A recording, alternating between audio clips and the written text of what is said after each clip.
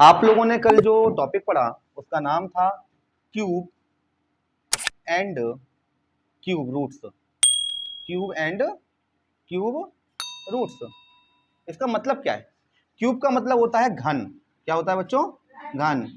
और cube roots का मतलब होता है घनमूल।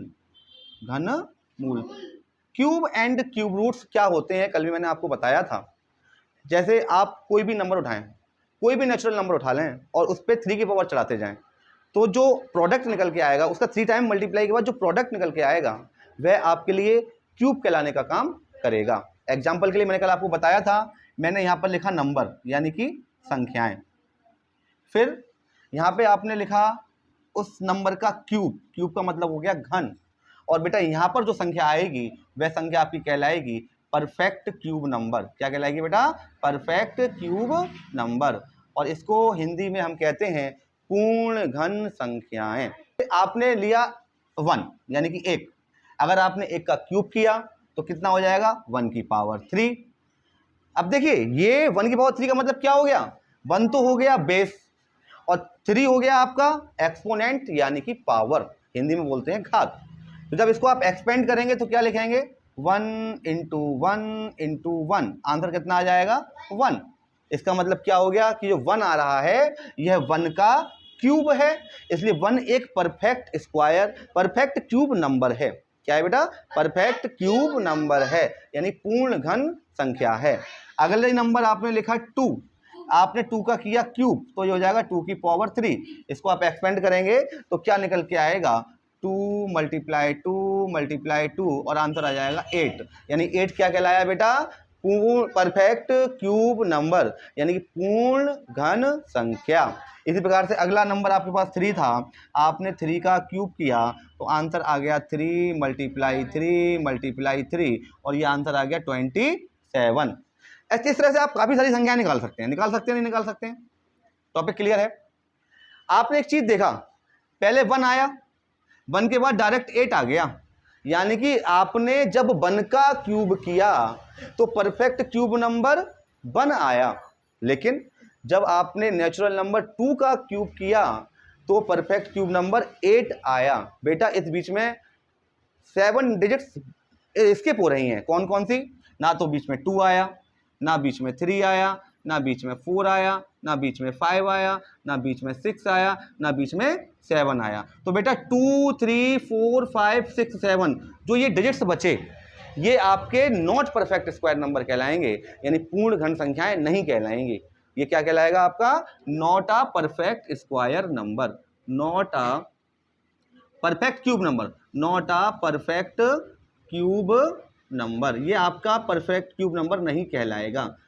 मतलब जो संख्याएं कंप्लीटली क्यूब हैं, जिनका पूरा पूरा घनमूल है, मतलब घन हो रहा है, वही संख्याएं परफेक्ट क्यूब नंबर कहला रही हैं, अदरवाइज नहीं कहला रही हैं।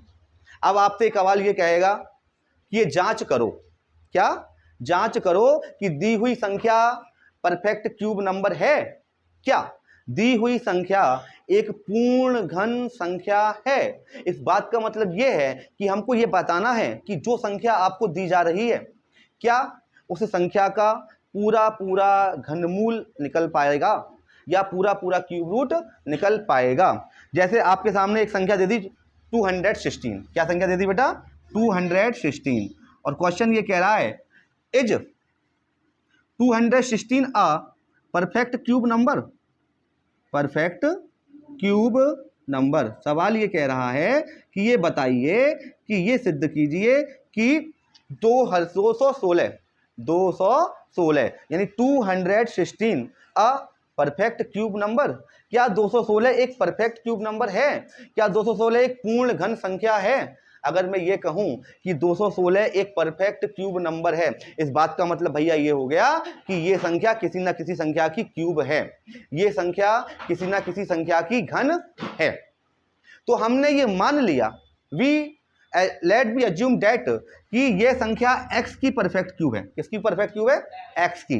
तो भैया हमने संख्या नंबर मान ली x, let the number be x, let the number be x। आपने नंबर को कितना मान लिया बेटा? x मान लिया। अब मैं ये पता करना है कि 216 एक्स का क्यूब है या नहीं है। इसका मतलब ये हो गया कि आपने एक्स का क्यूब किया, समझना भैया। इसका मतलब क्या हुआ, आपने एक्स का क्यूब किया और आंसर कितना आ गया 216। अब एक चीज समझिए, यहाँ पर 3 की डिग्री लग रही है, 3 की पावर लग रही है। जब हम यहाँ से 3 की पावर हटाएंगे तो 216 का क्यूब रूट निकालेंगे। क्या निकालेंगे बेटा, 216 का क्यूब रूट निकालेंगे तो क्या निकल के आ जाएगा, x equal to under root cube 216 और इस पे लग जाएगी 3 की पावर। मतलब ये कहलाती है, ये क्या चीज है, इस चीज को समझो। ये जो चिन्ह आप देख रहे हैं ये चिन्ह होता है अंडर रूट का, अंडर रूट यानी रूट के अंदर। लेकिन अगर यहां पे कोई संख्या नहीं लिखी हो इसके ऊपर तो हम 2 की मान लेते हैं और वो संख्या कहलाती है perfect Q square number. Perfect square यानी स्क्वायर रूट के लिए हो जाएगा वो इंडिकेशन। किसके लिए हो जाएगा, स्क्वायर रूट के लिए यानी वर्गमूल के लिए इंडिकेशन हो जाएगा। लेकिन यहां पर 3 की पावर आ रही है तो ये क्यूब रूट कहलाएगा यानी घन मूल कहलाने का काम करेगा। क्योंकि सबसे बड़ी बात, ये अंदर वाला जो पार्ट है ये कहलाता है रेडिकल बेस। क्या कहलाता है बेटा, रेडिकल बेस कहलाता है, जिसको हम बोलते हैं करणीय आधार। क्या बोलते हैं बेटा, करणीय आधार। और बेटा जो ये आप 3 देख रहे हैं ना, ये 3 है, 4 भी हो सकता था, 5 भी हो सकता था, 2 भी हो सकता था। ये 3 कहलाता है, मतलब ये कहलाएगा रेडिकल पावर। क्या कहलाएगा बेटा ये पार्ट, रेडिकल पावर, जिसको आप हिंदी में कहते हैं करणीय घात। क्या कहते हैं, करणीय घात। ये हो गया रेडिकल बेस और ये हो गया रेडिकल पावर। बेटा जितने की रेडिकल पावर लगी होती है आप रेडिकल बेस के फैक्टर कीजिए और रेडिकल बेस के फैक्टर करने के पश्चात जितने की रेडिकल पावर है उतने के सेम डिजिट के पेयर बनते हैं। कितने बनते हैं, उतने ही डिजिट के पेयर बनते हैं, सेम डिजिट के। रेडिकल पावर कितने की है, 3 की, तो भैया फैक्टर होने के बाद पेयर कितने के बनेंगे, 3 के पेयर बनेंगे। अगर मान लो रेडिकल पावर होती 4 की तो फैक्टर करने के बाद सेम नंबर्स के 4 के या सेम डिजिट के आप 4 के पेयर बनाते। वो रेडिकल पावर के ऊपर डिपेंड करता है, जितने की रेडिकल पावर होगी उतने के ही आपके पेयर बनेंगे। तो first of all we will do the factors of 216। सबसे पहले हम क्या करेंगे, 216 के फैक्टर करेंगे। देखिए बच्चों 216 के हम फैक्टर करते हैं तो आप देख पा रहे हैं कि आपने 216 के फैक्टर किए तो 1 प्लेस पर कितना आ रहा है बेटा, 6 आ रहा है। तो ये बात कंफर्म हो गई कि ये संख्या 2 से डिविजिबल है, ये नंबर 2 की डिविजिबिलिटी में आता है। 2 की डिविजिबिलिटी क्या होती है, ऐसे नंबर, ऐसी संख्याएं जिनके 1 प्लेस पर या तो 0 आए या 2 आए या 4 आए या 6 आए या 8 आए तो वह संख्या 2 की डिविजिबिलिटी होती है। तो संख्या 2 से कट जाएगी, तो 2 से काटने के लिए आप क्या करो, 2 का डिवाइड करो इसमें। और यहाँ पर क्या संख्या आती है, डिवाइड देने के बाद जो क्वोशंट आता है, जो भागफल आता है, वो है यहाँ पर लिखा जाता है।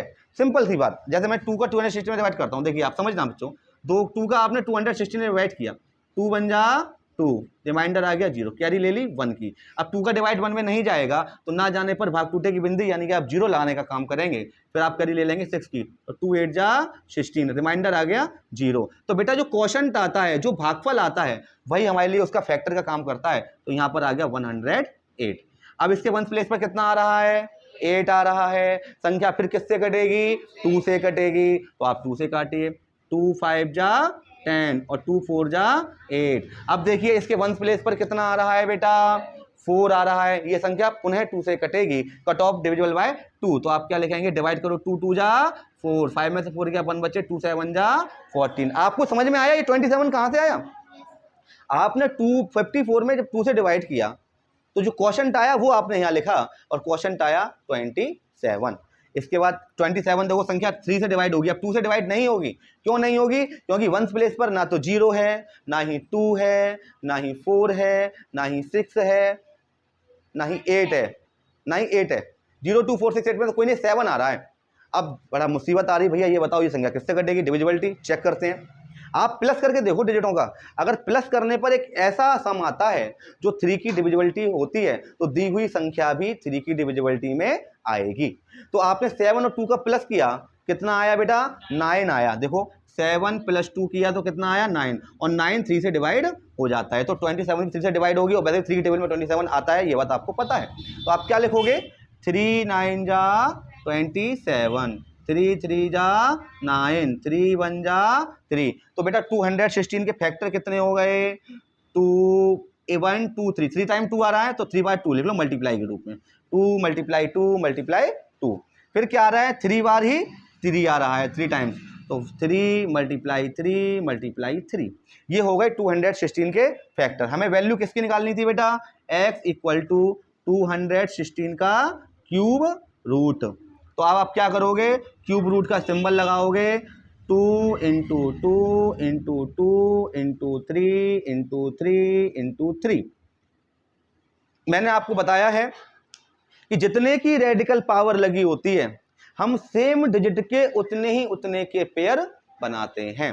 तो बेटा रेडिकल पावर कितने की लगी है, पेयर कितने कितने के बनेंगे, 3 3 के। तो बेटा 2 का एक 3 के लिए पेयर ये बन गया, 3 का 3 डिजिट का एक पेयर ये बन गया, और जब पेयर बन जाता है तो वह एक एक डिजिट उस पेयर में से बाहर आ जाती है। इसमें से 2 सिंगल बाहर आ जाएगा, इसमें से 3 सिंगल बाहर आ जाएगा, और क्यूब रूट का चिन्ह हट जाएगा।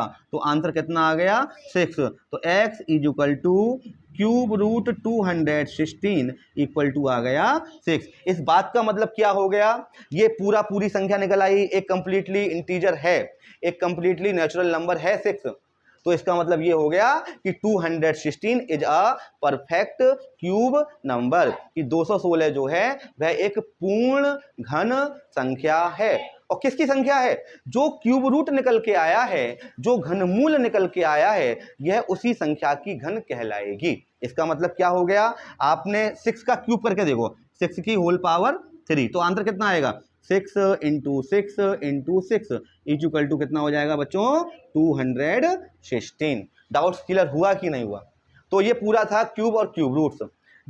जिन संख्याओं का कंप्लीटली क्यूब रूट ना निकले, कंप्लीटली क्यूब रूट निकलने का मतलब यह है कि कोई संख्या पेयरिंग में छूट जाए, किसी संख्या का पेयर अगर नहीं बनता है तो वह संख्या cube root, perfect cube root number नहीं कहलाएगी, परफेक्ट क्यूब रूट नंबर नहीं कहलाएगी, जिन संख्याओं का completely square root cube root नहीं निकल सकता।